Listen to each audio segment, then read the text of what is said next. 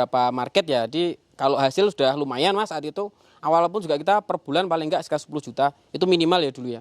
Itu di awal-awal tahun. Kalau sekarang sih alhamdulillah juga sudah banyak banget. Sudah banyak banget. Jadi sudah ya sampai ratusan juta mungkin per bulan. Masya Allah. Masya Allah. Nyangka nggak Mas sampai segitu Mas? Ya nggak nyangka. Cuman ini ya karena Allah Mas. Kita yang penting jalan terus. Yang penting istiqomah di usaha yang kita tekunin. Nah nanti hasil udah kita pasrahin aja sih. Biasanya kalau dulu pas zaman ngantor itu gaji paling gede 5 juta per bulan itu kan flat. Bisa untuk ya beli susu, beli pampers anak itu kan. Terus ya cukup lah untuk sebulan. Nah sekarang itu lebih-lebih. Ya alhamdulillah bisa untuk lebih bermanfaat lagi Mas. Untuk jariah, untuk muter lagi usaha mie, juga untuk investasi yang lain kayak gitu. Ya lebih bermanfaat sih harapannya Mas. Jadi tadi salak yang dari petani tadi Mas. Dia kan masuk ke packing house. Packing house itu untuk persiapan ekspor. Jadi dari petani dibawa ke packing house tadi. Terus proses pertama sampai situ salak itu dibersihin duri halus. Duri halusnya dibersihin pakai alat yang kayak treadmill tadi itu. Bersihin. Terus nanti lanjut ke proses sorterisasi salak yang standar ekspor. Yang nanti mungkin ada yang reject. Mungkin ada yang di dalamnya alat buah itu disortir di situ dulu. Lanjut nanti masuk ke keranjang ditimbang sekitar berapa? 10 kilo ya, 10 kilo nanti baru disil. Nah itu sekitar satu kerat itu beratnya sekitar 10 kilo. Nah itu udah siap ke ekspor Mas, pasar ekspor. Ya. Ini proses awal untuk produksi keripik. Jadi buah salak dengan kematangan sekitar 70% kita kupas. Nah cara kupasnya seperti itu. Ini yang tadi kita ambil dari kebun ya. Terus setelah ini nanti diambilin dibersihin kulit arinya. Nanti lanjut keluarin biji salaknya. Kulit ari itu yang seperti apa Mas? Kulit ari ini ya. Ambilin ya. Ini kulit ari Mas. Ini kulit arinya. Ini seperti ini. Nah setelah dikupas yang kulit yang luar nanti kulit arinya dihilangin ya. Oke, setelah tadi dikupas kulit arinya, nah lanjut dibelah untuk dikeluarin bijinya. Nah setelah dibelah, nah seperti ini nanti udah siap dimasukin ke freezer untuk digoreng besok. Bijinya nanti bisa diolah jadi kopi salak. Ini mengandung antioksidan tinggi. Nanti bisa dilihat produknya yang udah jadi ya. Jadi tidak terbuang ya Mas ya? Semuanya bisa dimanfaatin. Kulitnya bisa jadiin pakan ternak Mas. Pakan ternak. Iya, pakan ternak. Assalamualaikum warahmatullahi wabarakatuh. Perkenalkan nama saya Untoro Hadi Suharto. Saya pemilik dari usaha olahan salak Zala Food Indonesia. Asal Sleman, Yogyakarta. Berawal dari tahun 2018 ya Mas ya. Setelah saya resign dari perusahaan saya sebelumnya. Jadi saya melihat potensi salak itu di daerah Serumbung, Magelang dan di Turi, Sleman itu tuh luar biasa. Jadi bisa dijadiin macam-macam sebetulnya itu kan. Cuman saya lihat kendala para petani itu harga buah salak itu tuh anjlok Mas. Terus banyak lahan-lahan salak yang dialihfungsikan jadi tambang pasir dan lain-lain gitu kan. Jadi mulailah terketuk hati kami untuk gimana caranya biar para petani salak itu bisa lebih mengeksplor lagi buah salaknya dan nilai ekonomi salak itu terangkat kembali. Jadi kami berinisiatif untuk memberdayakan para petani salak itu untuk memproduksi olahan salak. Ada macam-macam olahan salak yang kami produksi. Ada keripik salak, ada manisan salak, ada dodol, dan lain-lain. Olahan itu kami usahakan untuk memberdayakan semua petani. Setelah dibelah, terus dikeluarin bijinya, masukin ke tempat pendingin ya, freezer ya. Ini sekitar 24 jam. Jadi sebelumnya juga kita sudah nyiapin yang nanti siap digoreng. Yang sudah siap digoreng itu sudah disimpan di dalam freezer itu sekitar 24 jam juga. Ini siap digoreng. Nah kayak gitu. Sini dimasukkan di vacuum frying. Ini nampung berapa kilo ini Mas? Ini nampung sekitar 5 kilo. 5 kilo, maksimal 5 kilo. Nanti kalau udah jadi hasilnya hanya sekitar 500 gram. Itu penyusutan 1:10 Mas. Oke. Ditutup dulu biar aman, biar nggak terbang-terbang. Terbang-terbang. Nah tadi dimasukin di dalam. Begitu. Ini dikasih pengaman, ditutup pakai mur. dimasak berapa lama ini Mas? 2 jam? Sekitar 2 jam nanti masaknya. Udah mulai menyedot. Ini kepanasan di dalam berapa derajat Pak? 85. Sekarang 85. Ini nanti turun sampai maksimal gitu Pak?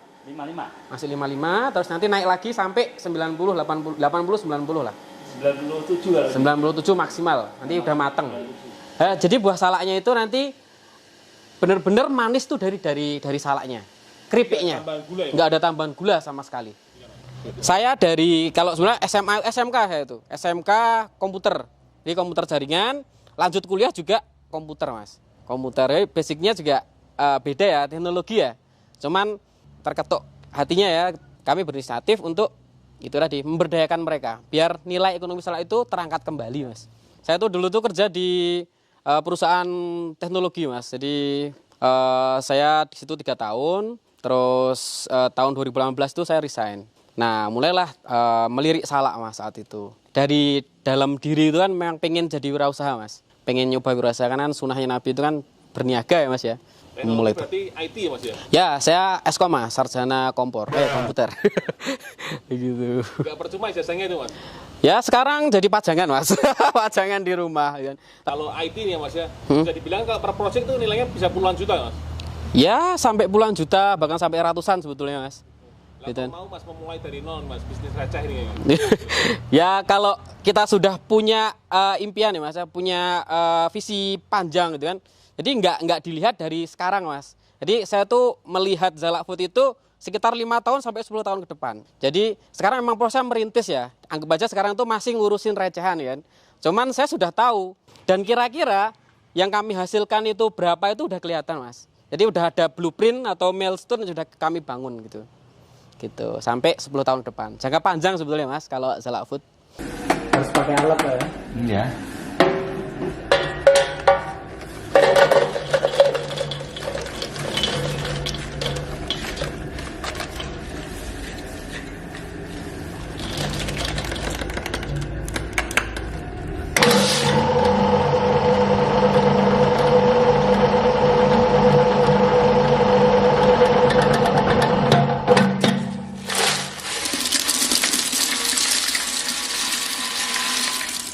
Ada nggak orang yang meremehkan atau mungkin memandang sebelah mata dengan usaha yang dibangun sekarang ini? Kalau yang remehin pasti ada, Mas. Pasti kan. Wong sarjana kok tutulan salak gitu kan. Nah, itu bahkan orang tua saya sendiri pun juga ya sedikit ngeremehin gitu kan. Ya karena basic orang tua itu kan pegawai negeri. Ya kalau orang tua pegawai negeri itu kan harapannya juga anaknya juga pegawai negeri, Mas. Nah, dari situ mulailah jadi sedikit agak miss juga sih mungkin sama orang tua. Saya minta doa, cuman bapak itu selalu bilang, aku tuh tetap mendoain kamu jadi pegawai negeri, Mas, gitu. Kayak adik-adikmu. Kebetulan adik-adik saya tuh pegawai negeri semua, Mas. Nah, dari situ terus aduh gimana ya biar orang tua tuh luluh untuk merestuin apa yang saya usahain ya di Zalak Food Indonesia ini. Saya membuktikan dari Zalak Food Indonesia saya bisa sampai ke Bali, acara-acara dari kementerian, terus mewakilin Jogja, mewakilin Magelang untuk mengenalkan produk salak gitu kan. Sampai ada yang beberapa yang ngeliput, terus ada yang interview gitu kan. Mulai saat itu orang tua sedikit terbuka hatinya, Mas, untuk meridoi saya untuk mendoakan biar lancar ya usaha saya gitu kan. Ya mulai situ. Jadi saya udah pernah sama orang tua, saya tuh pengen jadi orang kaya, Pak. Saya pengen jadi wong sugih gitu kan. Jadi nggak mungkin kalau jadi pegawai tok gitu kan. Dengan rutinitas yang seperti itu aja dan flat gitu kan. Gaji juga udah tahu gajianku piro gitu kan. Kalau jadi pengusaha itu nggak kayak gitu. Bisa menghasilkan besar, cuman nanti juga mungkin juga hasilnya juga kecil juga. Yang penting kita sudah jalan ikhtiar semaksimal mungkin, hasil serahkan sama Allah gitu. Kita tuh tetap fokus sama usaha yang kita jalanin, istiqomah, doa dari orang tua itu pasti gitu kan. Karena saya juga mendapatkan restu itu kan juga lumayan lama gitu kan. Terus alhamdulillah beliau orang tua sudah support 100%. Nah, dari situ doa itu luar biasa itu. Jadi doa itu sangat bisa mempermudah apa yang kita jalanin. Seperti itu, Mas, kalau rahasianya, Mas, bukan rahasia sih. Harus yakin, Mas, kalau terkait rezeki kita harus yakin. Karena semua makhluk di bumi itu kan sudah dijamin sama Allah rezekinya, Mas. Jadi yang penting kita sebagai makhluk kan, sebagai hamba Allah, kita gerak, kita berikhtiar, kita beribadah yang menyembah padanya gitu kan. Nah, untuk hasil atau rezeki udah insya Allah udah diatur, sudah dicukupkan gitu kan. Itu. Bahkan kalau lebih kita juga bisa membagi ke orang lain. Oke, kalau pesen untuk teman-teman yang baru merintis usaha, yang penting fokus pada usahanya, usaha yang dijalanin, harus tahu tujuan akhirnya apa yang diusahain itu apa, terus jalanin sampai ke titik itu. Jadi kalau misal rugi atau misal untung itu biasa, gitu. Kalau misal kita hasilnya dikit, hasilnya banyak, bahkan sampai minus itu biasa kalau jadi pengusaha, gitu. Nah itu untuk membentuk mental kita sih mas. Nah yang penting kita udah tahu tujuannya, kita jalani aja dengan ikhlas.